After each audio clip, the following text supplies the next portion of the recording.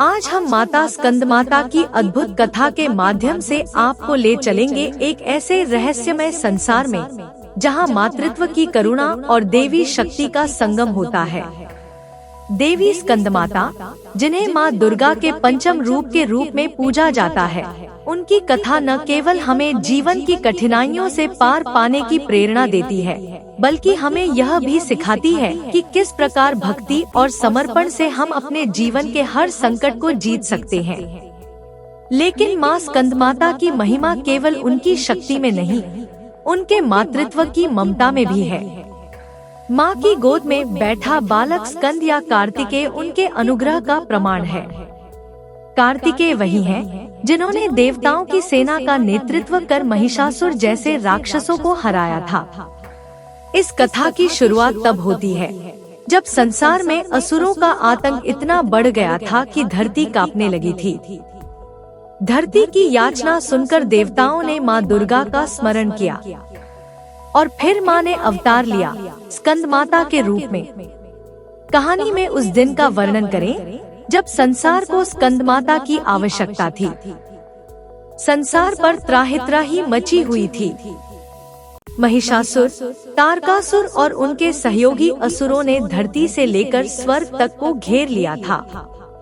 उनकी दुष्टता इतनी बढ़ गई थी कि सभी देवता परेशान हो गए थे। वे सब मिलकर भगवान ब्रह्मा, विष्णु और महेश के पास सहायता के लिए पहुँचे। सभी देवताओं ने एकजुट होकर माँ दुर्गा से प्रार्थना की। उनकी प्रार्थनाओं को सुनकर माँ ने एक ऐसे रूप में अवतार लिया जो अकल्पनीय था, स्कंदमाता। अब यहाँ कहानी एक नया मोड़ लेती है। स्कंदमाता न केवल शस्त्र धारण करती हैं, बल्कि अपने पुत्र कार्तिकेय को भी साथ लाती हैं। यही पुत्र वह है जो भविष्य में देवताओं की सेना का नेतृत्व करेगा और असुरों का संहार करेगा। जब स्कंदमाता प्रकट होती हैं, तो उनकी गोद में बालक स्कंद यानी कार्तिकेय विराजमान होते हैं। यह एक अद्वितीय दृश्य है। एक हाथ में शस्त्र और दूसरी ओर मातृत्व की ममता। इस रूप में देवी ने हमें यह सिखाया कि शक्ति और ममता एक ही स्त्री के दो पहलू हो सकते हैं। यहाँ ध्यान देने योग्य बात यह है कि स्कंदमाता का रूप केवल शस्त्र धारण करने वाली देवी का नहीं है, बल्कि उनके भीतर असीम ममता भी है। स्कंदमाता की कथा में मातृत्व और युद्ध शक्ति का संगम है। अब एक महत्वपूर्ण प्रश्न उठता है, स्कंदमाता का यह रूप इतना महत्वपूर्ण क्यों है?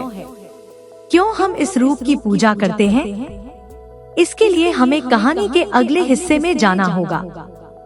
स्कंदमाता की कथा का अगला महत्वपूर्ण भाग तब आता है जब तारकासुर नामक असुर ने देवताओं के लिए मुश्किलें खड़ी कर दी। तारकासुर को यह वरदान प्राप्त था कि उसकी मृत्यु केवल शिव के पुत्र के हाथों हो सकती है। देवताओं ने भगवान शिव और पार्वती से प्रार्थना की कि वे एक पुत्र को जन्म दें जो तारकासुर का अंत कर सके। और फिर माँ पार्वती ने कार्तिकेय को जन्म दिया। जब तारकासुर का आतंक सीमा से बाहर हो गया, तब स्कंदमाता ने अपने पुत्र को युद्ध के लिए तैयार किया। यह वही पुत्र है जिसने देवताओं की सेना का नेतृत्व कर तारकासुर का वध किया। लेकिन कथा यहाँ समाप्त नहीं होती। स्कंदमाता की महिमा का असली रूप उनके भक्तों के प्रति उनकी करुणा और वात्सल्य में है। जो भक्त सच्चे मन से स्कंदमाता की पूजा करते हैं, उन्हें न केवल शारीरिक बल्कि मानसिक और आत्मिक शक्ति भी प्राप्त होती है। स्कंदमाता की कृपा से उनके भक्त जीवन के हर संकट का सामना करने में सक्षम होते हैं। उनकी पूजा से माँ अपने भक्तों के सभी कष्ट हर लेती हैं और उन्हें संतोष प्रदान करती हैं। उनके भक्त जीवन में चाहे किसी भी प्रकार के संकट में क्यों न हो, माँ की ममता उनकी रक्षा करती है। यह कथा हमें एक महत्वपूर्ण सीख देती है कि जीवन में चाहे कितने भी कठिन समय क्यों न आए, माँ की शक्ति और ममता हमें उन कठिनाइयों से पार पाने की शक्ति देती है। उनके आशीर्वाद से जीवन के सारे कष्ट और विघ्न समाप्त हो जाते हैं। जब हम अपने जीवन में संघर्षों का सामना कर रहे होते हैं, तब माँ स्कंदमाता की पूजा हमें आंतरिक शांति और साहस प्रदान करती है। आगे स्कंदमाता की पूजा और उनसे जुड़ी कथा को विस्तार से जानने के लिए हमें उस अद्भुत घटना का स्मरण करना होगा जब एक भक्त ने अपनी आस्था और भक्ति के माध्यम से स्कंदमाता को प्रसन्न किया था। कहानी है एक साधारण ग्रामीण महिला की, जो अपने जीवन में बेहद कठिनाइयों का सामना कर रही थी।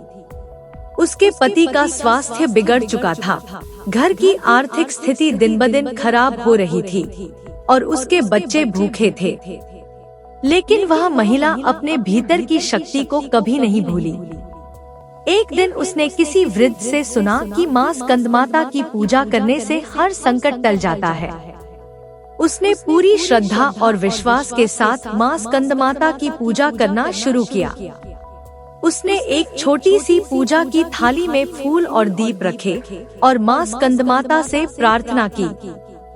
उसके दिल की सच्चाई ने माँ को छू लिया और फिर हुआ एक चमत्कार। उसके पति का स्वास्थ्य धीरे धीरे सुधरने लगा, घर में समृद्धि आने लगी और उसकी कठिनाइयां दूर होती चली गई। यह माँ स्कंदमाता की कृपा का ही परिणाम था। यह घटना हमें सिखाती है कि सच्चे मन से की गई प्रार्थना कभी व्यर्थ नहीं जाती। माँ स्कंदमाता की कृपा से जीवन में आने वाली हर विपत्ति को दूर किया जा सकता है। लेकिन माँ स्कंदमाता की कथा केवल भक्तों की रक्षा और संकटों को दूर करने तक सीमित नहीं है। उनकी पूजा से भक्तों को ज्ञान की प्राप्ति भी होती है। स्कंदमाता ज्ञान और बुद्धि की देवी भी मानी जाती हैं। उनकी पूजा से व्यक्ति को जीवन के सत्य का बोध होता है और वह अपने जीवन के असली उद्देश्य को समझ पाता है। माँ स्कंदमाता की महिमा का आखिरी महत्वपूर्ण पहलू है, उन्हें भक्ति और ज्ञान दोनों का संगम माना जाता है। जहाँ एक ओर उनकी पूजा से भक्तों को भौतिक सुख सुविधाएं प्राप्त होती हैं, वहीं दूसरी ओर वे आत्मज्ञान और मोक्ष का भी मार्ग प्रशस्त करती हैं। उनकी पूजा करने से व्यक्ति के सभी पाप नष्ट हो जाते हैं और वह ईश्वर के निकट पहुँच जाता है। यह हमें यह सिखाता है कि भक्ति और ज्ञान दोनों ही जीवन के महत्वपूर्ण पहलू हैं और माँ स्कंदमाता की कृपा से हमें इन दोनों का आशीर्वाद प्राप्त होता है। माँ स्कंदमाता की पूजा नवरात्रि के 5वें दिन की जाती है। इस दिन भक्त व्रत रखते हैं और माँ की विशेष आराधना करते हैं। उनकी पूजा से मनोवांछित फल की प्राप्ति होती है। माँ की पूजा करने से घर में सुख शांति और समृद्धि आती है। माता स्कंदमाता का स्मरण मात्र ही हमें सकारात्मक ऊर्जा से भर देता है और हमारे जीवन के सारे कष्ट दूर हो जाते हैं। उनकी ममता की छाया में हम हर कठिनाई से निडर होकर आगे बढ़ सकते हैं। तो आज हमने जाना माँ स्कंदमाता की अद्भुत कथा और उनकी पूजा से जुड़ी गहराई को। जब भी जीवन में मुश्किलें आएं, तो याद रखें कि माँ स्कंदमाता की कृपा से कोई भी संकट असंभव नहीं है। माँ की ममता और उनकी शक्ति हमें हर संकट से उबार सकती है।